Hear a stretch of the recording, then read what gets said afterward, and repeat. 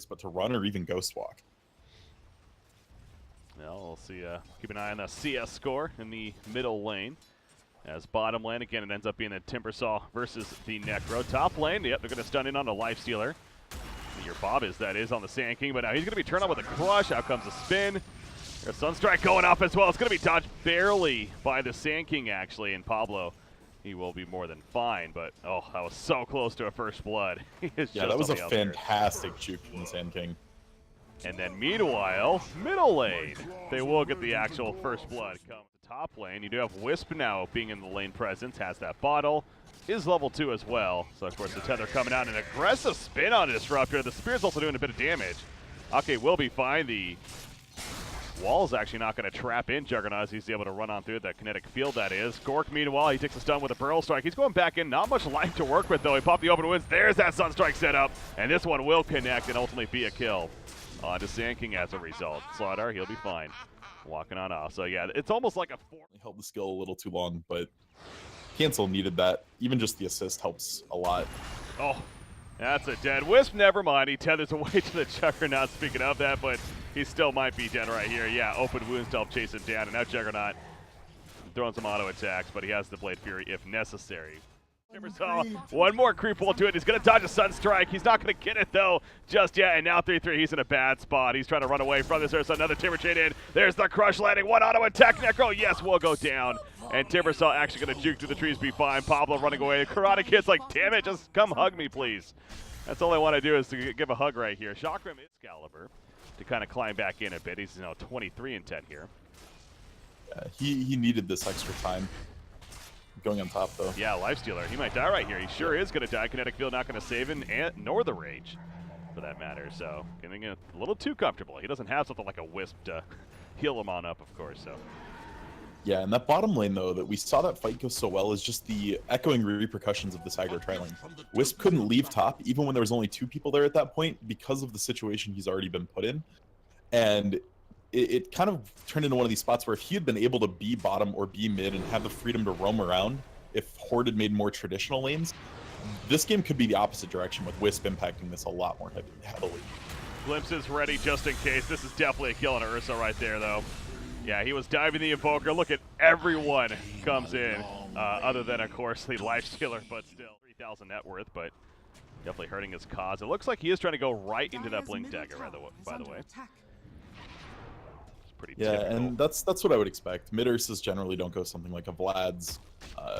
They tend to just throw the blinks so they can make some early aggressive plays around the map and really try to impact the game. This Timber, though. Yeah, I mean the reactive armor level 4. It's like you can't chip him down now. As I say this, that's a burst damage coming out with the Scythe, but it's still not enough for the kill. And the reactive armor again continuing to do work. He has those 20 charges. Look at that regen kill, but just do a lot Jug of damage. did hit 6.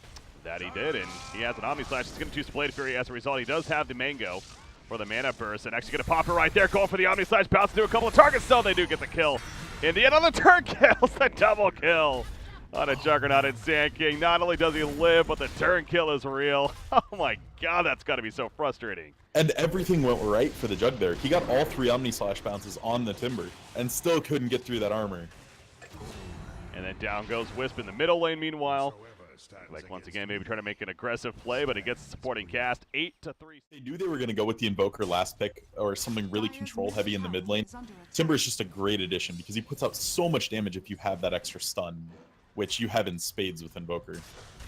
Oh, well, they definitely want to kill this raid boss now. Will it be successful this time around? I mean, this is 4 heroes collapsing for this kill. No TP support just yet. He's still running. Sunstrike going to be coming up for some turn kills. They get one on a Wisp, but Ursa, he needs to be careful not to be turned. I mean, ladies and gentlemen, this is... And the Ursa, if you look at his skill build, went the build to kill him. He didn't go extra points on Earthshock, which you'd normally see against a pressurable mid laner like Invoker. This Necro's dead as well. That's that combo. Of course, level 6 Disruptor. He's going to get that Static Storm on top of the Kinetic Field with the Glimpse back. And there's nothing... Invoker was so scared of him. Excalibur had to play so far back for the first few levels and got caught by him. Yeah. But at this point, how do you get a kill if you're Dire? It has to involve the Omni Slash and the Reapers on one target without losing other people. Well played right there as he glimpses back Sand King as Disruptor's on the run. Akke, though, he's still in a lot of trouble. A 4-man gank. He's not Timbersaw. Not going to tank through that, so did that relocate? Oh, yeah. 12 minutes into this game. The Epicenter's not even online yet to couple with it. I understand they just need the Veil to even have a shot at killing Timber, but it's looking bleak. So much for that fear again. When the Ursa's the one that has to run, you know things aren't good. Wisp, by the way, picked off elsewhere.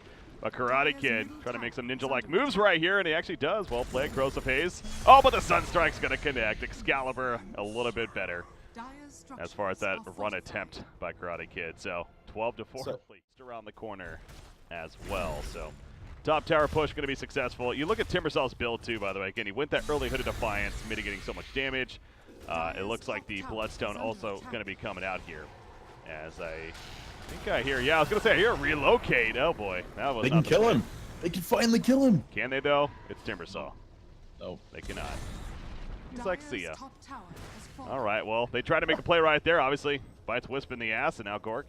He's going to go for the escape, has that armlet. He goes back in. The two-man crush, actually. The Blade Fury actually prevents the stun onto him, of course. Now Gork on the run. The meatball comes down. The Reaper decides to guarantee that kill and add on to that duration. They also take on Invoker. The Omni Slash cutting him down. But guess who's back? It's Timbersaw. Whirling Death comes out with the Shock Rip.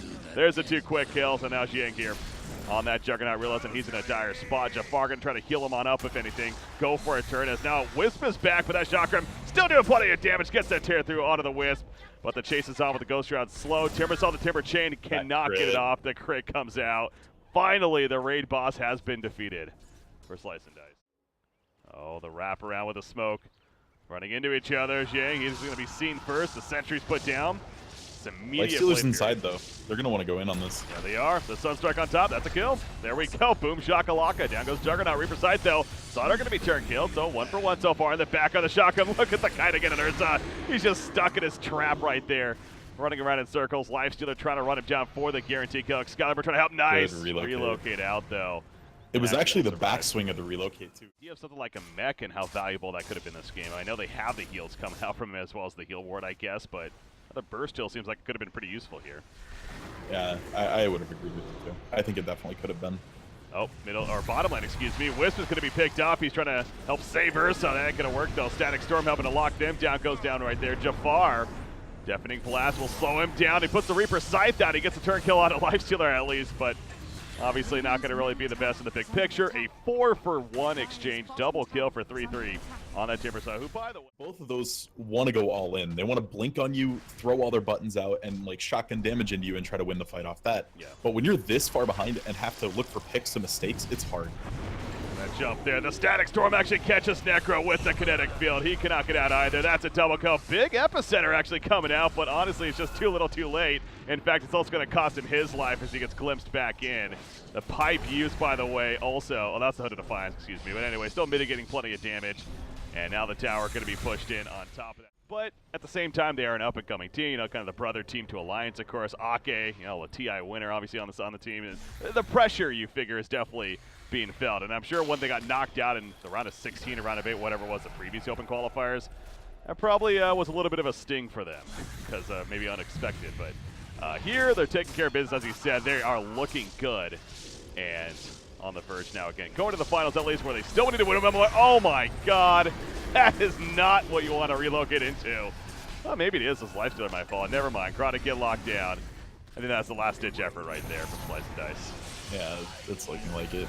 It's odd to me as someone who's watched Dota since, you know, early Dota 1 and been involved in it, that I'm seeing these dynasty players like Akke when he was with Alliance, and you see like the Eras and the Honeys from Fnatic kind of still trying to do stuff with various teams. Yeah. I want somebody in this to succeed because the Swedes were exceptionally good for a very long time.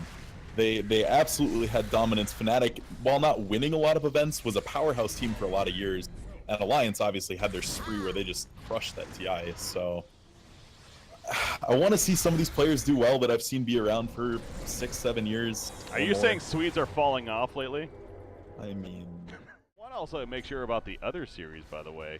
It looks like the other series did wrap up as well. So the Bean Boys did win their second game, thus knocking out their opponents and go to the final. So it looks like we are going to have that Horde versus Bean Boys finals matchup. pending. Now it's going to be 1 a.m. 1 a.m. on local time here, which is 10 a.m. Central European time, I believe. Tomorrow morning being a Friday morning after all. So, going to be a lot of fun, though, here in the European region as Jiang, he gets picked off bottom lane. And he's staying dead, so, but this one really has been all the Horde. They have really dominated 2-0 now. Against, not official just yet, but again, on the verge. So they're going to jump in right here. Sunstrike, Necro, he dead for a good old minute. The Shrine Pop ain't going to save them. GG's being called. It will be official. Horde is moving on to the finals, and we have our Bean Boys versus Horde. Final matchup now here in the best of 3. So the dream matchup is real. I know so many people are looking forward to. And actually, before, obviously, as the Southeast Asian finals were wrapping up, we were over on the Beyond the Summit 2 stream.